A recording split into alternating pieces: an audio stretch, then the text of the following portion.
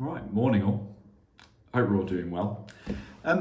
It's been a month. In fact, it's been just over a month. It's been about 5 weeks now, so apologies for the late delivery of this update. But I wanted today to share a little bit of my experience now, having spent a month on ADHD medication.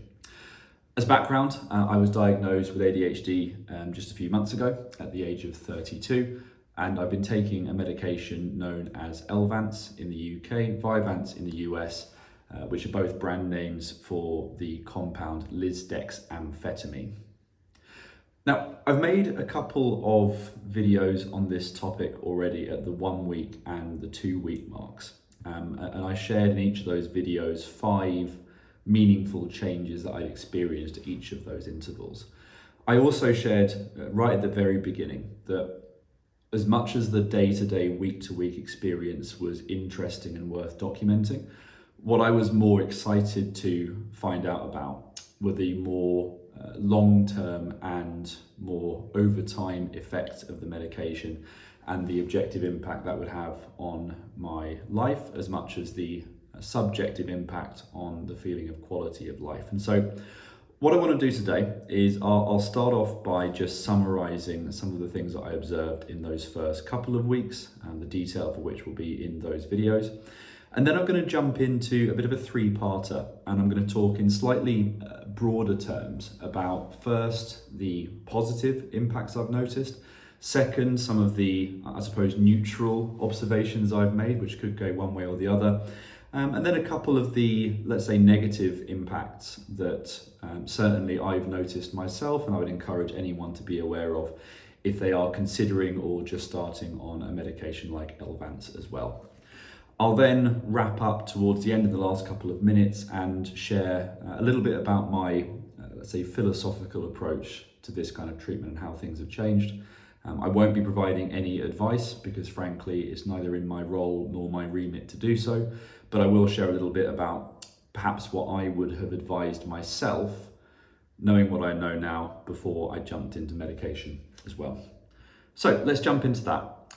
Number one, going back now to these first couple of videos in the first couple of weeks, I shared overall about 8 different observations and changes that I'd noticed. So I'm just going to list those off briefly, and you can go back into those videos to see the detail. So during the first week, I focused and experienced an improvement, number one, in great days and stringing together great days. To me, that meant achieving what I wanted to achieve through the lenses of work, of fitness, of family, of friendship, and of fun. And ultimately felt like I was moving more smoothly both between the tasks of the day and then from day to day over the week as I looked to achieve what I wanted to. I also shared there was certainly an increase in focus in that first week, but it expressed itself more as an increase in ignorability, the ability to ignore and to do away with unnecessary or irrelevant external stimuli. I shared, and this was a big one for me, that my task initiation and my task switching was much better. My ability to get out of and get back into tasks without significant delays or procrastination in between.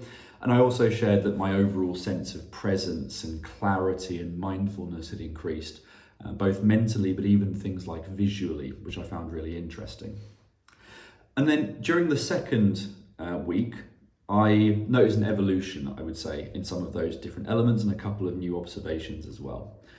Great days continued, they got greater and actually probably got more consistent over those 14, 15 days as opposed to just the first 5 to 7.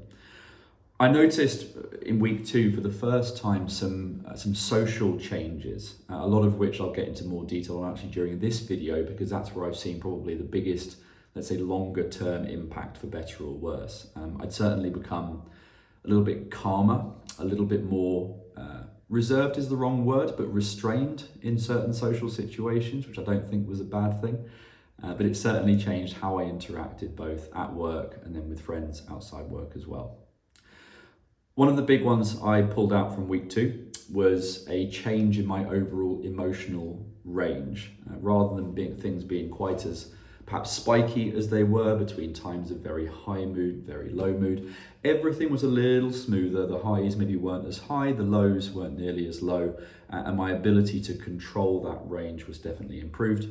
And then in week 2, I shared what I think is still my favorite analogy for the impact of ADHD on attention, that my spotlight of intention, that ability to control its direction and intensity, had certainly improved. And I shared my observation, at least for the first time, that it was very clear that these medications specifically were a tool that give you the ability to control that spotlight, but do not control it for you, which actually is exactly, certainly for me, what I would want to achieve with any kind of treatment for ADHD.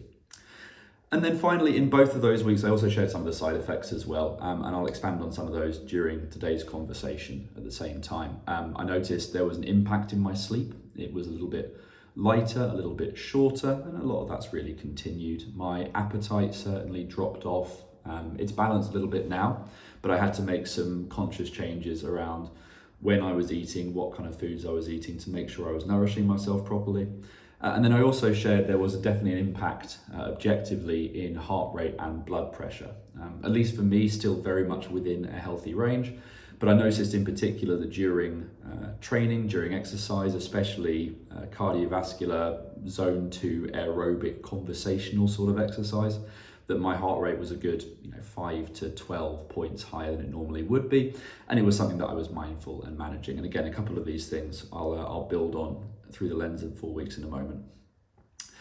And then probably the last thing I'd say by way of introduction is that if I look at now kind of 5 weeks compared to those first 2, I would say that a lot of those things have remained pretty much the same and pretty consistent, which I think has been largely positive. But I have noticed, I think as many do, I wouldn't say the effects have become more muted, but rather they stand out with less contrast. I think that's to say that the impact was very, very noticeable during week 1, very noticeable during week 2, and then week 3, week 4, now into week 5. The impact is less noticeable, but I still believe it's all the more there. I think in reality, there's just less contrast as the way things were recede further into the distance, that it's not as obvious, the day-to-day impact, but equally, I don't think that's a bad thing. I don't think it's a sign of what some people seem to experience, which is, kind of adjusting to or getting used to or adapting to the medication, its effects wearing off over time. So that's the background. Let's jump into a little bit about, not so much what's changed, but how I would look at the overall spectrum of the last 5 weeks. So we'll start with the positive. For me, as a general theme, patience is one of the big words that I would use to cover a lot of what I've experienced. So what do I mean by that?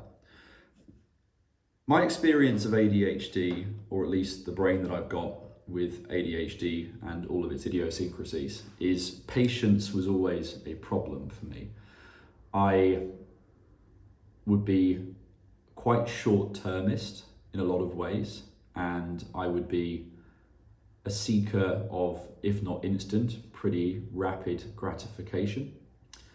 I would notice during times of high mood and high energy that I was extremely and probably sometimes inappropriately violent in my execution of things, wanting to get things done and wanting the world to move at my kind of pace as well. Equally, during times of lower mood, sometimes I'd be extremely impatient to get out of that situation. And that's when I would be, I think as is typical for a lot of us, reaching for the addictive substance, the addictive behavior, grasping at whatever I could to pull me out of that low mood because I wasn't particularly prepared to confront or manage it in a more sustainable way. Since taking medication, my patience at both ends of the spectrum, I would say, has massively improved, which is extremely encouraging for me. I think it expresses itself in 2 ways. I think number one, that, as I'll get into in a minute, there's a bit more emotional regulation there now, my ability to step back from a situation, assess it and act proactively rather than reactively. And I also think it's an impact or a manifestation of the way the medication has changed the way that I think. Sorry, that was very wordy. It feels like I have more time on the ball, is the expression I would use. When confronted by something challenging at work, for example, or when confronted by something that requires me to address it, I feel like I have a lot more time mentally to decide on a course of action before I then take it. I've got greater clarity of vision, and that literally in the literal visual sense as much as mentally, that I'm as a result less impulsive and less reactive. That patience has enabled me a much greater sense of peace subjectively, and I would say some much better outcomes objectively as well, whether that's in terms of the discipline in getting things done, or whether it is just in a more subtle way choosing the right action proactively rather than reactively, acting where I can out of love rather than fear, which, hey, that's something a bit more philosophical, probably outside of the scope of today's conversation. So that's been the first big positive for me, a lot more patience. Linked to that, and this was a big one for me, I have experienced improved emotional regulation. Emotional regulation wasn't a dreadful problem for me, but equally I have, I think, as is human, let alone as is human with ADHD, had symptoms and episodes of things like rejection sensitivity, for example, of those typical experiences where something bad happens or something inconvenient happens, and it would knock me perhaps more than I thought was proportionate for a longer time than I thought was proportionate. I also, at different times in my life, have had a very hard time actually surfacing and expressing emotion. I'd often choose to suppress, ignore, or medicate my way through difficult circumstances. And equally, when emotions were good, emotions were high, sometimes I'd react to those too strongly as well. My experience of the last month is that I found it easier when knocked off course emotionally by something externally to self-correct, to self-right, and to kind of get back to a place of equilibrium, both unconsciously and consciously as well.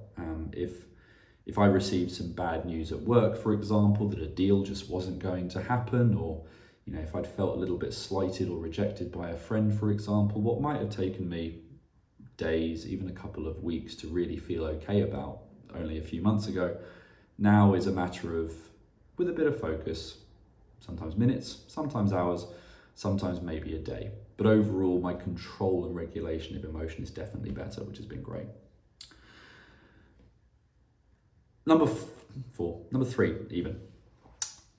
Energy, motivation, and productivity. So this links back to what I observed in the first couple of weeks around great days. Generally speaking, my energy is much more consistent. My motivation and its relationship to discipline is, again, more consistent, and those things are less tightly linked. So going back even a few months ago, and there are examples of this from over the last few years, often I'd find that motivation and discipline were too tightly coupled. At times of high motivation, which is a short-term fleeting feeling, my discipline, quote unquote, was very, very high. During times of low motivation, discipline would go by the wayside, which really means that it's not discipline anymore. It's just reacting to how you feel in the moment. As I say, number one, the motivation itself, that feeling, has been generally higher and generally more consistent over the last month. But then even when it's a little lower, when it's dropping down, because discipline's now decoupled and I've got that choice to focus on the things that need to be done, generally speaking, even if motivation drops, discipline stays up and overall outcomes are objectively better. Those objectively better outcomes, I have gotten more done each day through some of those important lenses that I mentioned. I've worked harder and longer and more effectively and gotten better results at work. I have trained, fitness training. This is more frequently, more consistently, more intensely where it's appropriate, and in a more truly optimal way.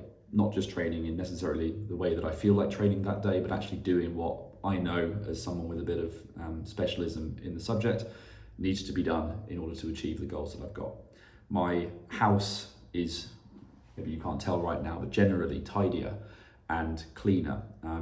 Socializing actually more and better. I found myself connecting with friends that I'd kind of ignored into oblivion for years and years and years, and making time for that and not feeling completely exhausted by it. So overall, over a month, causation, correlation, whatever it might be, I'm professionally more successful, I'm fitter and stronger, my house is cleaner, and my friendships are tighter.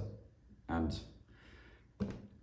perhaps ADHD medication's had a significant part to play in that, maybe less significant than I think, but it's been an interesting correlation over these last 30 days. And then finally, guys, on the positive side, going back to the spotlight analogy, and this links really to everything I've just mentioned, my ability to control that spotlight of attention, and I'm learning how to do that even now, has been much better.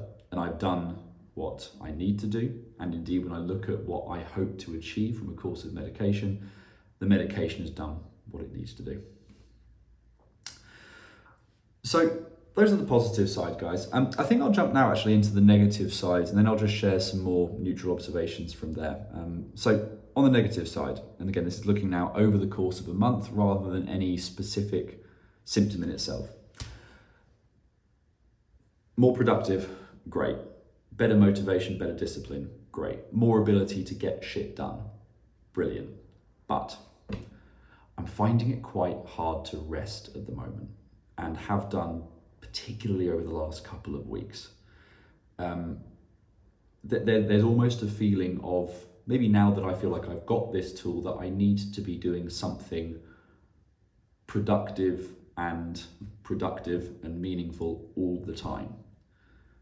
I find it hard to sit still, not in a kind of jittery ADHD sense, but sit still mentally and really deeply enjoy something like watching a crap TV show or a movie, or just chilling out. Combine that with some of the side effects around sleep, for example, I've got a strong sense that if I were to continue going at the sort of pace that I was at week 2 and week 3, it would probably lead to burnout. And all that's really said to me is this. Number one, I've got the ability to control my attention and focus and to control my presence in a situation. I need to probably learn how to better apply that to more restful activities. I also, and this is again me advising myself now, but by all means take what you will from it, I definitely need to remain mindful of all of the things that I was doing to manage the way that I felt, behaved and acted before the medication. I need to remain mindful of this everyday self-care, sleep, hydration, nutrition, peace and calm, and the deliberate efforts to rest as effectively as I now work. So that's been a negative. I found it hard to rest. There's probably a risk of burnout there, something I'm very mindful of. Second negative actually relates back to my first positive, which is patience. So I've definitely had improved patience, but I've also noticed that with my increased ability to focus intensely on something, I've actually found it a little bit frustrating sometimes when things then don't move at the pace that I want to. Sometimes I'm so zoned in and so clear in a task that I'm doing or a conversation that I'm having that if I get pulled off that task, or if someone tries to pull me off that task, if in a conversation it's not moving as quickly or productively as I would like, I've noticed I start to get a little frustrated, and I start to communicate a little more directly, and it starts to get a little, there's just some friction there when that happens. So I would say as a possible negative, there's occasional over focus, sometimes on the wrong things, and sometimes a loss of patience, particularly with people. That's something I'm really, really mindful of, because I've always considered myself, when it comes to people, a very, very patient person, and it's really important to me. So I've noticed that I'm managing it consciously, but that's been really interesting for me as well. And then finally, on the, I suppose, the negative side, things of which I'm aware side, I'm probably not as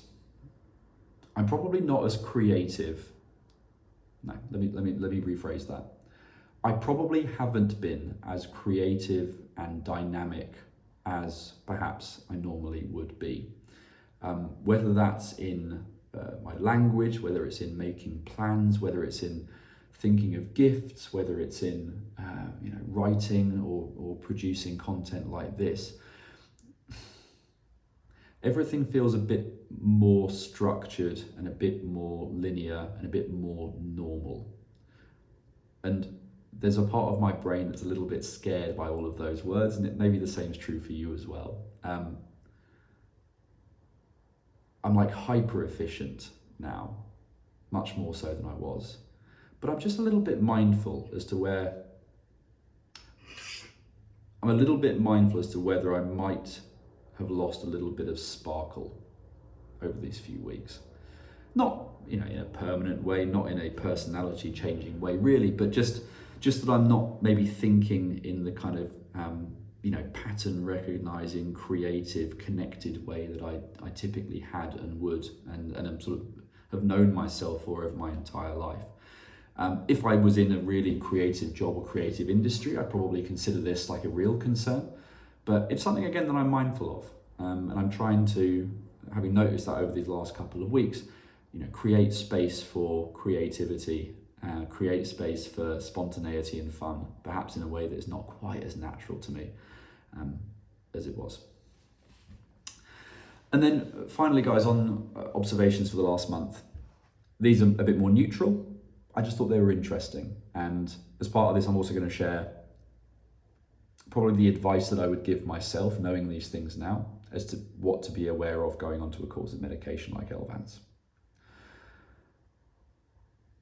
You might have noticed this in the videos, those who have watched a few of them now, you can tell me. But in pretty much every situation, I think the way that I've presented has changed a little bit, for better or for worse. My emotional range is a bit smoother. I'm a little bit less reactive, and in those high mood states, probably a little bit less fun. I'm clearer for the most part in my communication, and definitely more direct and proactive with people in that communication, a little bit less passive, a little bit less people pleasing, which is for me no bad thing, but something to be aware of. I'm sometimes too focused now, as I've mentioned before, and for someone socially who's often been known as being, great fun because of how highly distractible I am, it's definitely a bit of a change. So yeah, I think the way I present has changed, and certainly even to people who don't know me, if they saw me with, what's the expression, a bit of an RBF when I'm focused on work, when I'm in the gym, for example, they might think, maybe that guy's not as much fun as perhaps he could be. Take from that what you will.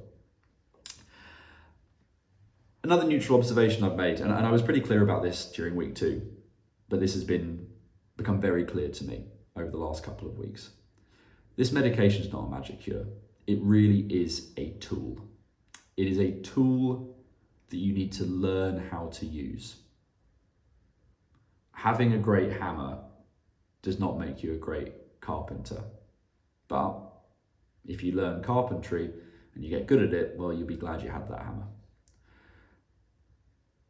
Controlling the spotlight of attention, being able to consciously, emotionally regulate and self-correct, being able to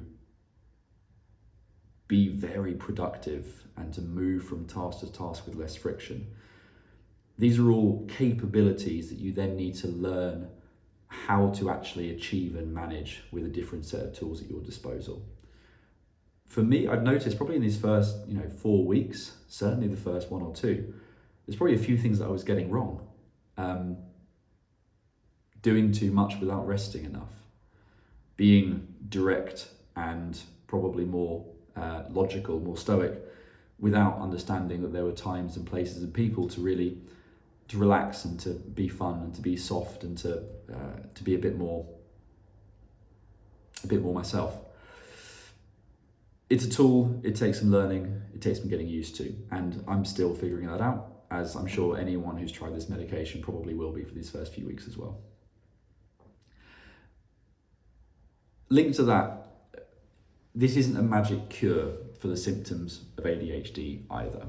And I'm going to make a separate video about this because I think it's something that really warrants talking about. But there's a temptation to look at this medication or these types of medications, amphetamine medications or methylphenidates, as some sort of limitless pill that turns you into this undistractable, optimized, using 100% of your brain machine of a person. And the reality is it's not like that. It doesn't give you unlimited bandwidth. It doesn't give you the right or ability to ignore the environmental and lifestyle and even psychological factors that you need to in order to live well and be healthy and to manage the symptoms of ADHD. The analogy I would use here, and I used to be a personal trainer and a strength coach for a few years, and indeed both had and coached people through my fair share of injuries and shoulder niggles and knee problems and all that fun stuff. Oftentimes myself or a client would have a sprained rotator cuff, for example. Their shoulder would be sore when they were lifting it in different directions, and certainly when they were trying to move any kind of weight. So they would have a sore shoulder, and in parallel with the training that I'd be delivering, they'd also be going to see a physiotherapist, and that physiotherapist would do some massage work, some therapy, and would prescribe a series of exercises, corrective exercises, for the patient to do in their own time to ultimately rehabilitate that joint. The cycle was so clear and so common, and I was as guilty of this as anyone. You have a bad shoulder, you go to the physio, you get it sorted. You do the corrective exercises, it stays sorted. It stops hurting, so you stop going to the physio and you stop doing the corrective exercises. And then you wonder to yourself in 3 months' time or 6 weeks' time or 3 weeks' time why your shoulder started to hurt again. In the same way here, you have ADHD or ADHD-like symptoms which are causing a negative impact, right? You get medicated, you treat it, you use medication, you employ a mindfulness practice, you meditate more, you do psychotherapy, you do cognitive behavioral therapy, you do the things in your day-to-day life to make that situation better. So you start feeling better. Now the temptation is that you stop doing all that stuff. With these medications, they'll probably make you feel better. They'll probably alleviate some symptoms. They certainly have for me, if indeed you have ADHD. But I've had to learn and be very, very strict with myself to keep up all the other things that I was already doing to manage those symptoms and live a good life. It's not a magic cure. So, guys, that's pretty much it. For the last month, we've seen evolution and maturity in some of the things I observed in those first couple of weeks. We've seen some positive, some negative, and just some interesting, I suppose, neutral impacts and observations. On the positive side, I've been more patient. I've had more time on the ball. I've been better emotionally regulated.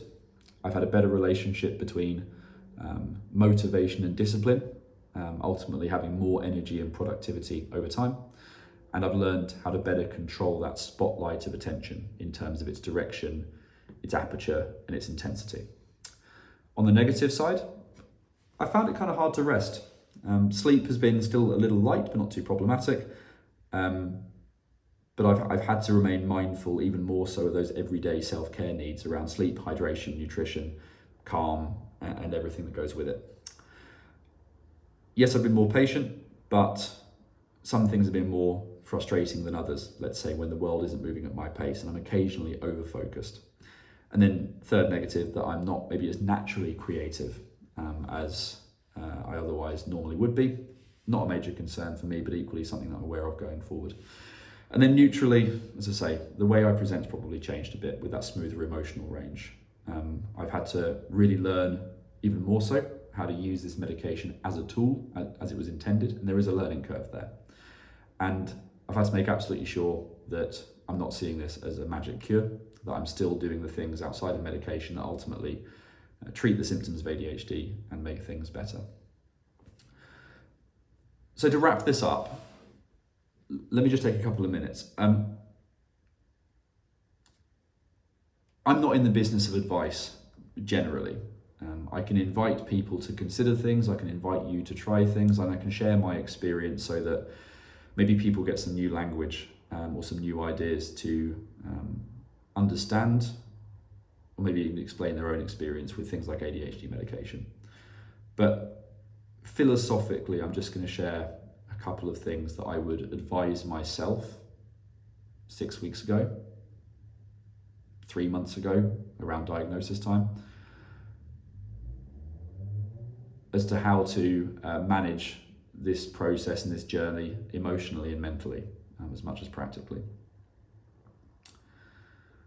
Have patience with yourself.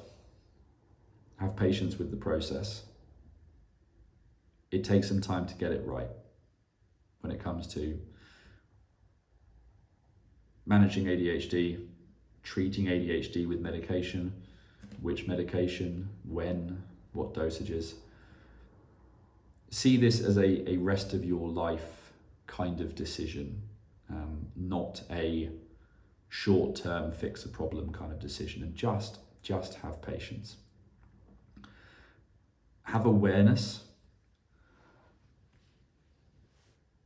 and build the muscle memory and build the skill around self-awareness, not self-consciousness, but your awareness of your internal environment, your knowledge of your brain and the patterns in which you think and the way that it works, and awareness as to really what's important to you.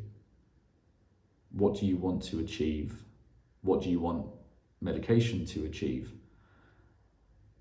What actually really matters? Be really kind to yourself. And maybe use this experience and use this course of treatment as an excuse, not that you need it, to be even kinder to yourself. ADHD is not a bad thing in and of itself, but some of the negative impacts and side effects can be bad. Some of the unique struggles that one has in the world with ADHD can be bad. And in spite of all of that, you are doing everything that you can to live the best life you can and be as happy as you can, and that includes treating some of those negative impacts.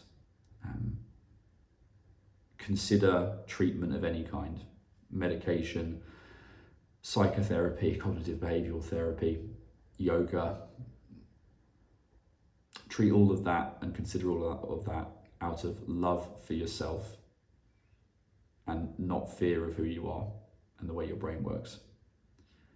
And finally, give yourself grace. Like for all of us, life, it's your first time doing it. You're learning as you go.